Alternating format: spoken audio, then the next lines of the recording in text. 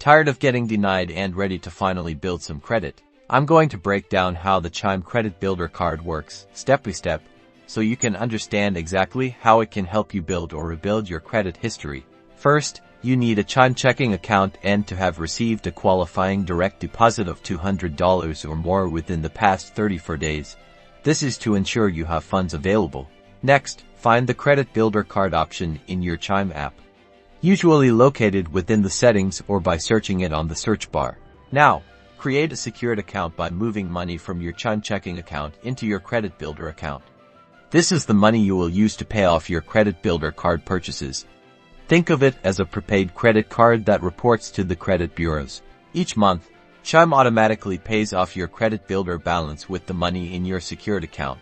This is key. It's all automatic, so you don't have to worry about missing payments, which is critical for building good credit. Finally, there is the option to turn on SafeLock. It safely locks your Credit Builder card if your secure account is at zero. This prevents overspending and potential debt. Remember, building credit takes time and consistency. Using the Chime Credit Builder card responsibly can be a solid step in the right direction. Good luck.